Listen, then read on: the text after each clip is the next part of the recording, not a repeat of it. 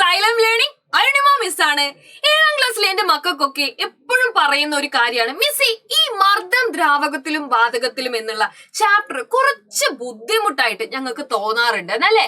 Pressure in liquid and gas എന്ന് പറയുന്ന ഈ ഒരു ചാപ്റ്ററിൽ എക്സാമിന് ചോദിക്കുന്ന സമയത്ത് അല്ലെ ഞങ്ങൾക്ക് അങ്ങനെ ആലോചിച്ച് പെട്ടെന്ന് ഉത്തരങ്ങളൊന്നും കിട്ടുന്നില്ല എന്നൊക്കെ മക്കള് പറയാറുണ്ട്. അപ്പൊ അതിനുള്ള ഒരു സൊല്യൂഷൻ ആയിട്ടാണ് മിസ് ഇന്ന് വന്നിരിക്കുന്നത്. വളരെ എളുപ്പത്തിൽ ഈ ഒരു ചാപ്റ്ററിൽ നിന്ന് എങ്ങനെയൊക്കെ ചോദ്യം വരും, നമ്മൾ അതിന് എങ്ങനെയൊക്കെ ഉത്തരം എഴുതണമെന്ന് ഏറ്റവും സിമ്പിൾ ആയിട്ട് മക്കൾക്ക് പറഞ്ഞു തരാൻ വേണ്ടിയിട്ടാണ് ഇന്ന് അരുണിമ മിസ് വന്നിരിക്കുന്നത്. അപ്പൊ നമുക്ക് എന്ത് ചെയ്യാം, നേരെ വീഡിയോയിലേക്ക് പോവാം. എല്ലാവരും റെഡി ആയിട്ടിരുന്നോ. നമ്മൾ എന്ത് ചെയ്യാണ്, കുറച്ച് സമയത്തിനുള്ളിൽ അല്ലെ, വളരെ കുറച്ച് സമയം കൊണ്ട് ഈ ഒരു ചാപ്റ്റർ മുഴുവനായിട്ട് എന്ത് ചെയ്യാണ്, പഠിക്കാൻ വേണ്ടി പോവാണ്. അപ്പൊ എല്ലാവരും തയ്യാറല്ലേ? നമുക്ക് എന്ത് ചെയ്യാം, വേഗം തന്നെ ചാപ്റ്ററിലോട്ട് പോവാം. അപ്പൊ ആദ്യമായിട്ട് അല്ലെ, നിങ്ങൾ ഇങ്ങനെ ഒരു എക്സ്പെരിമെന്റോട് കൂടിയാണ് നമ്മുടെ പാഠഭാഗം ആരംഭിക്കുന്നത്. ഈ ഒരു പാഠഭാഗത്തിൽ അല്ലെ എന്താ സംഭവിക്കുന്നത്, നമ്മൾ ഒരു പേപ്പർ എടുത്തിട്ട് നന്നായി മടക്കി വെച്ചിട്ടുണ്ട്.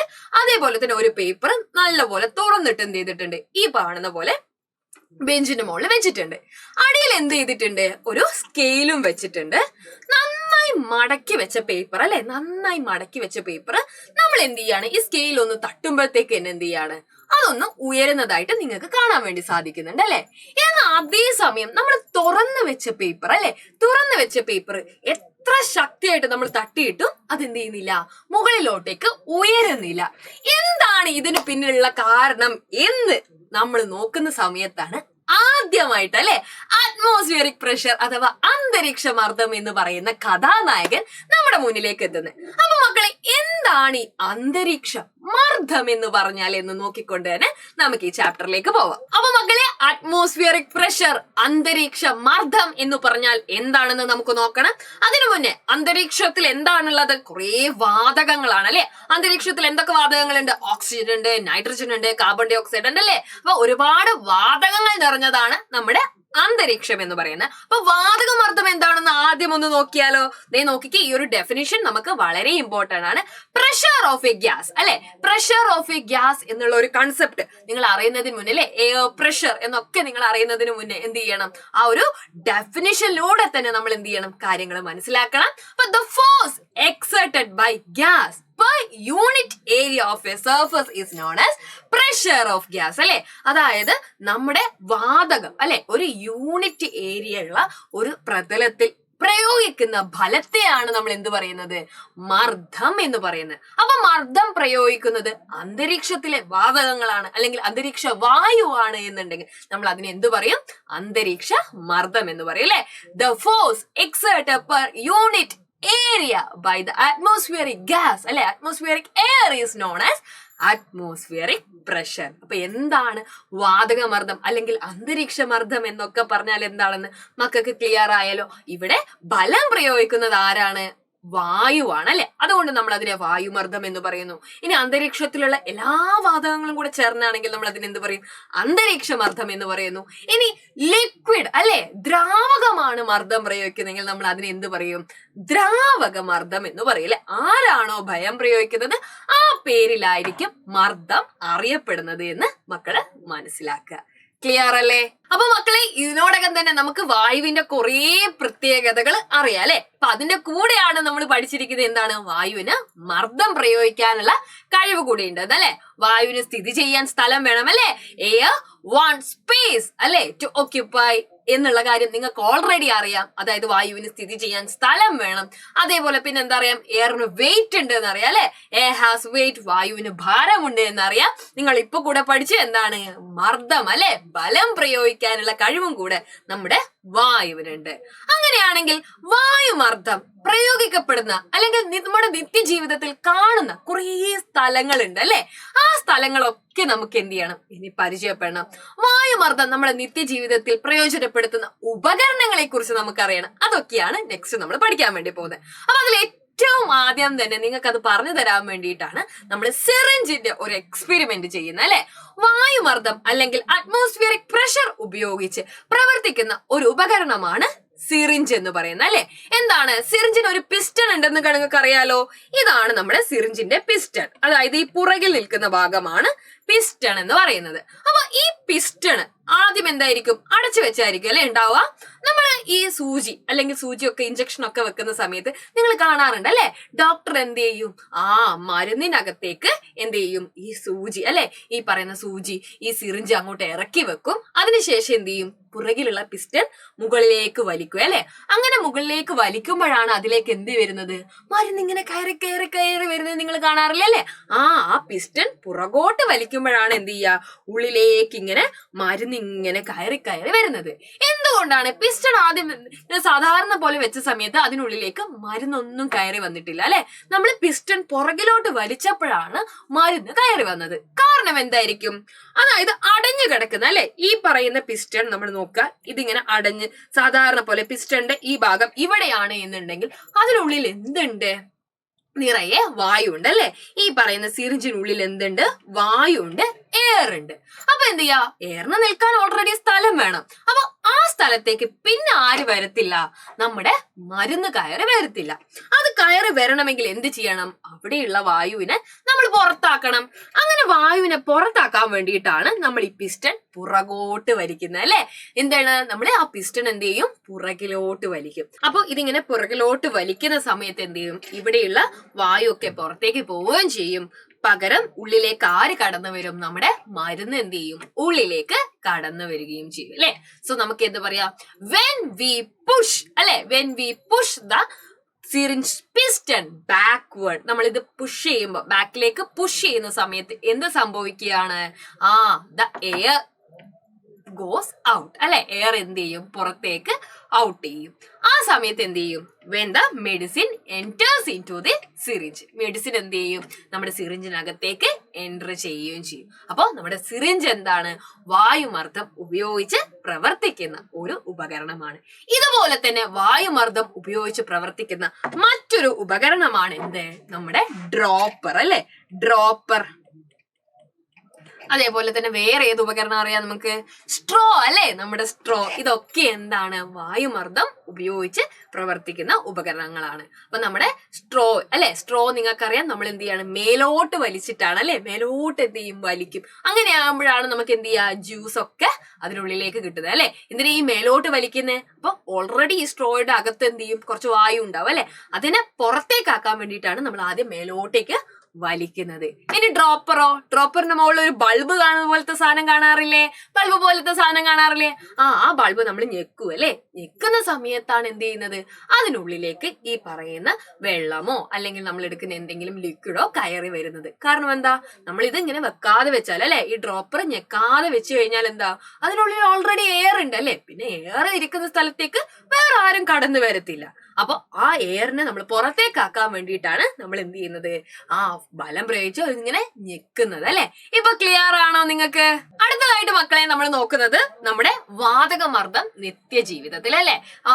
എങ്ങനെയാണ് നമ്മുടെ പ്രഷർ ഓഫ് ഗ്യാസ് നമ്മൾ ഡെയിലി ലൈഫിൽ എങ്ങനെയൊക്കെയാണ് അപ്ലൈ ചെയ്യുന്നത് എന്നുള്ളത്. അപ്പൊ നിങ്ങൾക്കറിയാം, നിങ്ങൾ ഇതുമായിട്ട് ബന്ധപ്പെട്ട് പഠിക്കുന്ന ഒരു ഉപകരണമാണ് സൈഫൺ എന്ന് പറയുന്നത്. എന്താ ഈ സൈഫൺ? നമ്മുടെ വീട്ടിലൊക്കെ അക്വേറിയം ഉണ്ട് അല്ലെ. ഈ അക്വേറിയം വൃത്തിയാക്കാൻ വേണ്ടിയിട്ട് നമ്മൾ യൂസ് ചെയ്യുന്ന ഒരു ഉപകരണമാണ് ഈ സൈഫൺ എന്ന് പറയുന്നത്. അപ്പൊ സൈഫൺ പ്രവർത്തിക്കുന്നതിന് പിന്നിലും എന്താണുള്ളത്, അറ്റ്മോസ്ഫിയറിക് പ്രഷർ അല്ലെ, വാതകമർദ്ദം തന്നെയാണുള്ളത് എന്ന് നിങ്ങൾ ഓർത്തു വെക്കുക. അപ്പൊ ഇതുമായിട്ട് ബന്ധപ്പെട്ട് നമ്മൾ കുറെ പരീക്ഷണങ്ങൾ ചെയ്യുന്നുണ്ട് അല്ലെ.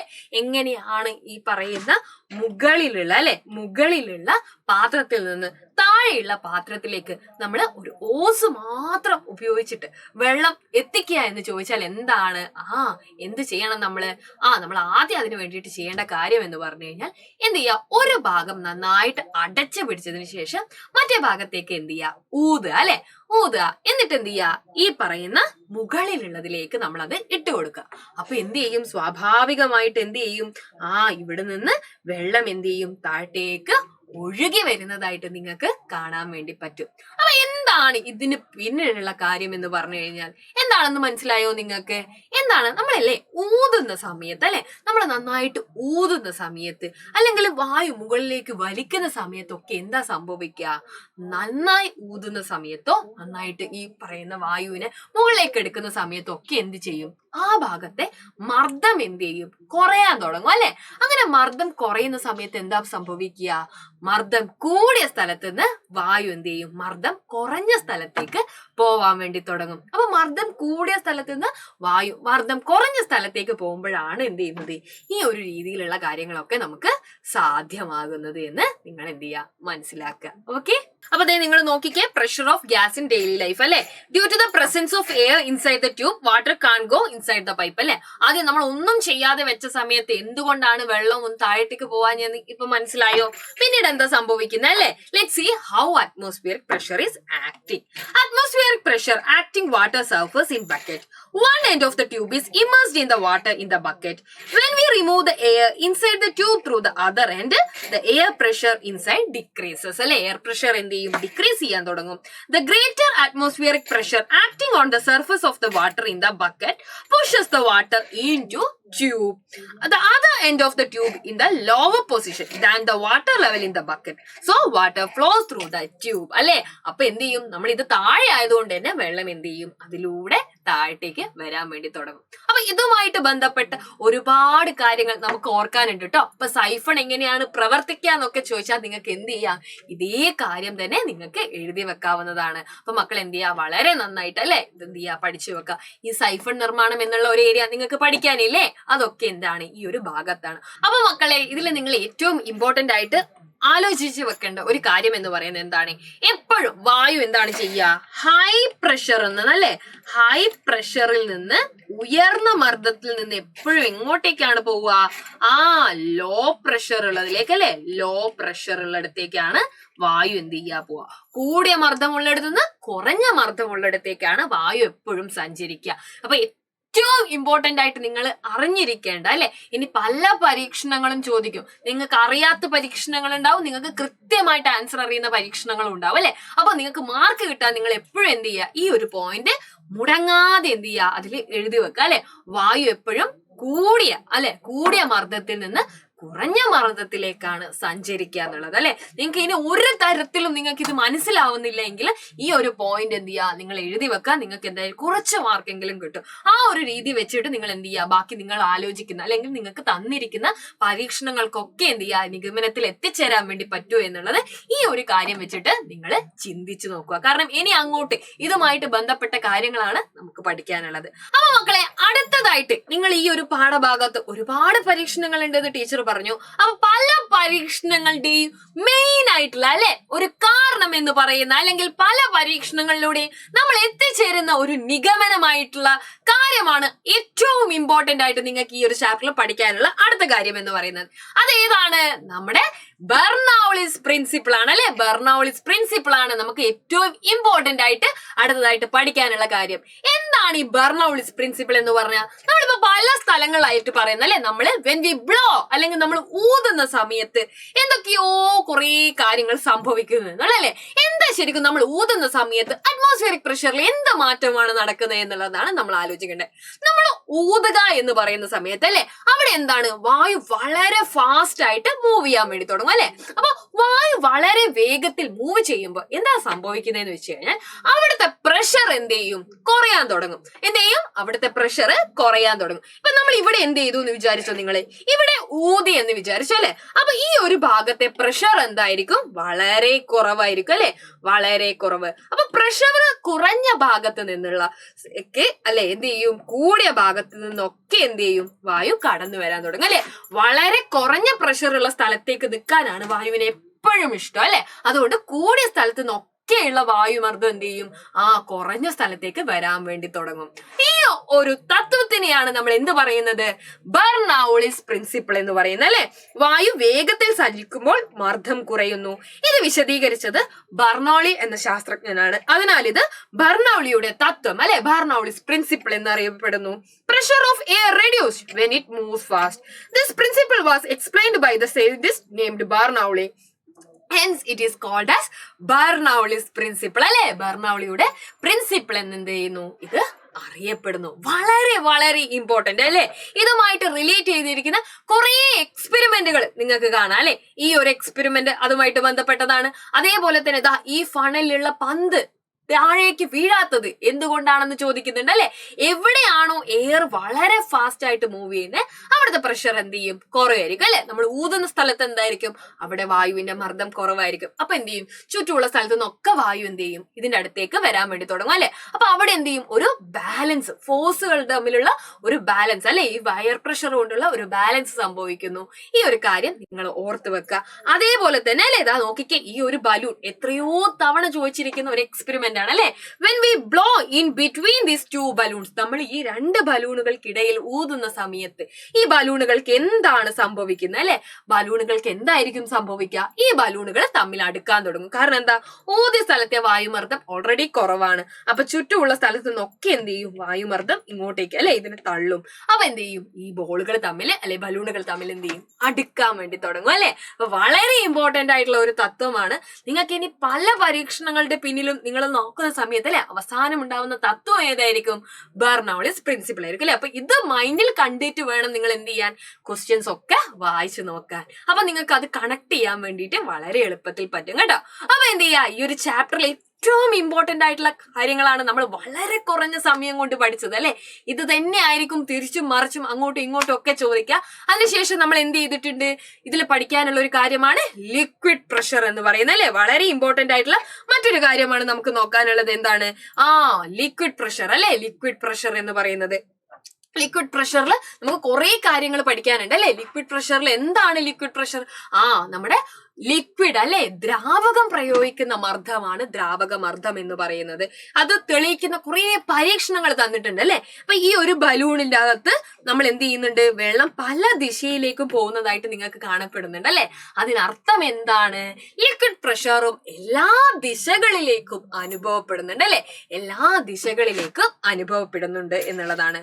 അതേപോലെ തന്നെ ഇതുമായിട്ട് ബന്ധപ്പെട്ട മറ്റൊരു ചോദ്യമാണ്, ഇങ്ങനെ മൂന്ന് കുമിളകൾ അല്ലെ, മൂന്ന് കുമിളകൾ ഇൻ ദ സെൻസ് 3 ഓട്ടകൾ ഇവിടെയുണ്ട്. ഈ 3 ഓട്ടകളിലൂടെയും എന്ത് ചെയ്യും, വെള്ളം പോവും അല്ലെ. ഇതിൽ ഏത് ഓട്ടയിലൂടെയാണ് വളരെ ശക്തിയായിട്ട് വെള്ളം താഴത്തേക്ക് പോകുന്നത് അല്ലെ. ഈ 3 കുത്തുകൾ നിങ്ങൾ ശ്രദ്ധിച്ചോ, അതായത് 3 കുത്തുകളും 3 ഓട്ടയാണ് അല്ലെ. വെള്ളത്തിന്റെ ഈ ഒരു കുപ്പിക്കകത്ത് നമ്മൾ ഓട്ടയിട്ട് വെച്ചിട്ടുണ്ട്. ഈ ഓട്ടയിൽ 3 കുത്ത്, ഒന്ന് ഏറ്റവും മുകളിലാണ്, രണ്ടാമത് താഴെയാണ്, മൂന്നാമത്തത് ഏറ്റവും അടിയിലാണ് അല്ലെ. എന്നിട്ട് ചോദിക്കുകയാണ്, ഇതിൽ ഏത് ഓട്ടയിലൂടെ ആയിരിക്കും വെള്ളം നല്ല ശക്തിയായിട്ട് പുറത്തേക്ക് പോവുക എന്നുള്ള അല്ലെ. ഏതായിരിക്കും അതിന്റെ ഉത്തരം, ദാ നോക്കിക്കേ മക്കളെ, ഈ താഴെ അല്ലെ, താഴെ ആയിരിക്കും ഏറ്റവും ശക്തിയായിട്ട് അല്ലെ. താഴെയുള്ള ഓട്ടയിലൂടെ ആയിരിക്കും ഏറ്റവും ശക്തിയായിട്ട് വെള്ളം പോകുന്നുണ്ടാവുക. അതിന്റെ കാരണം എന്താണ്, വായുമർദ്ദം അല്ലെ. വായുവിന്റെ മർദ്ദം താഴേക്ക് വരുന്തോറും എന്താ സാധാരണ സംഭവിക്കാറ്, വായുവിന്റെ മർദ്ദം അല്ലെങ്കിൽ ലിക്വിഡ്സിന്റെ ഒക്കെ മർദ്ദം എന്താണ്, താഴോട്ടേക്ക് വരുന്തോറും അല്ലെ. നമ്മൾ ഇവിടെ ലിക്വിഡ് ആണ് പറയുന്നത്, അതുകൊണ്ട് തന്നെ ലിക്വിഡ് പ്രഷർ താഴേക്ക് വരുന്തോറും വളരെ വളരെ വളരെ കൂടുതലായിരിക്കും. എന്താ പറഞ്ഞിരിക്കുന്നത് ടീച്ചർ, നമ്മൾ നോക്കിക്കഴിഞ്ഞാൽ അല്ലെ, ആഴം കൂടുന്നതിനനുസരിച്ച് അല്ലെ, ഡെപ്ത് കൂടുന്നതിനനുസരിച്ച് ലിക്വിഡ് പ്രഷർ എന്ത് ചെയ്യും, കൂടി കൂടി വരുന്നതായിരിക്കും അല്ലെ. അപ്പൊ ഏറ്റവും താഴെയായിരിക്കും ലിക്വിഡ് പ്രഷർ എന്ത് ചെയ്യുക, ലിക്വിഡ് പ്രഷർ ഹൈ ആയിട്ടുണ്ടാവുക. ഏറ്റവും താഴെ ലിക്വിഡ് പ്രഷർ എന്ത് ചെയ്യും, ഹൈ ആയിട്ടുണ്ടാവും. അപ്പൊ എവിടെയായിരിക്കും ഏറ്റവും കുറവ്, നമ്മുടെ ആ ഒരു ഉപരിതല ഭാഗത്ത് അല്ലെ, അവിടെയായിരിക്കും ഏറ്റവും ലിക്വിഡ് പ്രഷർ കുറവുണ്ടാവുക. അപ്പൊ അതുകൊണ്ട് തന്നെയാണ് നമ്മൾ എന്ത് ചെയ്യുന്നത്, ഈ അണക്കെട്ടുകളൊക്കെ ഉണ്ടാക്കുന്നില്ലേ, അണക്കെട്ടുകളൊക്കെ ഉണ്ടാക്കുമ്പോൾ നമ്മൾ അതിന്റെ താഴത്തെ ഭാഗം അല്ലെ നല്ല വിസ്തീർണത്തിലാണ്, നല്ല വിസ്തീർണം കൂട്ടിയിട്ടാണ് നമ്മൾ കെട്ടത്തുള്ളൂ. കാരണം എന്താണ്, താഴെ അല്ലെ നമ്മൾ വെള്ളം, അണക്കെട്ടിലൊക്കെ എന്താണ് ഇഷ്ടംപോലെ വെള്ളമാണല്ലേ ഉണ്ടാവുക. അപ്പൊ ഈ വെള്ളത്തിന്റെ താഴെ ഭാഗങ്ങളിൽ എന്തായിരിക്കും, ഒരുപാട് മർദ്ദം കൂടുതലായിരിക്കും അല്ലെ. ആ മർദ്ദം കൂടുതലായതുകൊണ്ട് തന്നെ നമ്മൾ താഴെ നല്ല സ്ട്രോങ് ആയിട്ട് ഉണ്ടാക്കിയില്ലെങ്കിൽ അണക്കെട്ടൊക്കെ പൊട്ടിപ്പോവാൻ സാധ്യതയുണ്ട് അല്ലെ. അതുകൊണ്ട് നമ്മൾ എന്ത് ചെയ്യും, അണക്കെട്ടൊക്കെ ഉണ്ടാക്കുന്ന സമയത്ത് താഴെ എന്ത് ചെയ്യും, വളരെ മർദ്ദം കൂട്ടിയിട്ട് അല്ലെ, മർദ്ദം ഉള്ളത് കൊണ്ട് തന്നെ വിസ്താരത്തിൽ അല്ലെ, വിസ്താരത്തിൽ മാത്രം നമ്മൾ എന്ത് ചെയ്യും ഈ അണക്കെട്ടൊക്കെ പണിത് വെക്കും. കാരണം എന്താ, യൂണിറ്റ് ഏരിയയിൽ അനുഭവപ്പെടുന്ന ഫലമാണ് എന്ത് ചെയ്യുന്നത്, ഈ പറയുന്ന വിസ്തീർണത്തിൽ അല്ലെ, യൂണിറ്റ് വിസ്തീർണത്തിൽ അനുഭവപ്പെടുന്ന ഫലത്തെയാണ് നമ്മൾ എന്ത് പറയുന്നത്, പ്രഷർ എന്ന് പറയുന്നത്. അപ്പൊ നമ്മൾ എന്ത് ചെയ്യും, വിസ്താരം അങ്ങോട്ട് കൂട്ടും അല്ലെ, ആ ബലം ഒന്ന് കുറയ്ക്കാൻ വേണ്ടിയിട്ട് നമ്മൾ എന്ത് ചെയ്യും, വിസ്താരം നന്നായിട്ട് എന്ത് ചെയ്യും, കൂട്ടിയിട്ട് വെക്കും. അപ്പൊ ഇത്രയും കാര്യം മക്കൾക്ക് മനസ്സിലായോ, ക്ലിയർ ആണോ? ഇതാണ് ഈ ഒരു ചാപ്റ്ററിന്റെ ഏറ്റവും ഇമ്പോർട്ടന്റ് ആയിട്ടുള്ള കാര്യം എന്ന് പറയുന്നത് അല്ലെ, വളരെ കുറച്ച് സമയം കൊണ്ട് എന്തൊക്കെ നമ്മൾ ഇതിൽ പഠിക്കണം എന്നാണ് ടീച്ചർ പറഞ്ഞിരിക്കുന്നത്. മക്കൾക്ക് ഇതൊക്കെ മനസ്സിലായെന്ന് ടീച്ചർ വിചാരിക്കുന്നു അല്ലെ. അപ്പൊ നിങ്ങൾ എന്ത് ചെയ്യുക, ഈ പോയിന്റുകളൊക്കെ കൃത്യമായിട്ട് ഓർത്ത് വെച്ച് പരീക്ഷ അടിപൊളിയായിട്ട് എഴുതണം കേട്ടോ. അപ്പൊ മക്കളെ, എല്ലാവർക്കും ഈ ഒരു ചാപ്റ്റർ കൃത്യമായിട്ട് മനസ്സിലായെന്ന് ടീച്ചർ വിചാരിക്കുകയാണ്. മനസ്സിലായോ എല്ലാവർക്കും അല്ലെ? അപ്പൊ ഇതോടൊപ്പം തന്നെ എന്ത് ചെയ്യാ, നമ്മള് ദ്രാവക മർദ്ദം അളക്കാനുള്ള ഉപകരണം പ്രഷർ ഗേജ് അല്ലെ, ദ്രാവക മാപിനിയാണെന്നും കൂടെ നിങ്ങൾ എന്ത് ചെയ്യാ, ഓർത്തു വെക്കുക. അതിനുശേഷം നന്നായിട്ട് അല്ലെ ഈ ഒരു ചാപ്റ്റർ എന്ത് ചെയ്യാ, നിങ്ങൾ വായിച്ചു നോക്കുക. ഇത് വളരെ ചുരുങ്ങിയ സമയം കൊണ്ടാണ് നമ്മൾ നോക്കിയത്. വളരെ ഡീറ്റെയിൽഡ് ആയിട്ട് നമ്മൾ കുറെ കാലം കൊണ്ട് പഠിച്ചൊരു ചാപ്റ്റർ ആണ്. അപ്പോൾ എക്സാമിന് അല്ലെ വളരെ ഫാസ്റ്റ് ആയിട്ട് ഒന്ന് റിവൈസ് ചെയ്യണം എന്ന് ചോദിച്ചിരിക്കുന്ന മക്കൾക്ക് അല്ലെ, അവർക്ക് വേണ്ടിയിട്ടാണ് നമ്മൾ എന്ത് ചെയ്യുന്നത്, ഈ ഒരു വീഡിയോ ചെയ്യുന്നത്. അപ്പൊ എല്ലാ കൂട്ടുകാർക്കും മനസ്സിലായെന്ന് ടീച്ചർ വിചാരിക്കുന്നു. നമുക്ക് എന്ത് ചെയ്യാം, മറ്റൊരു വീഡിയോ ആയിട്ട് കാണാം. All the very best.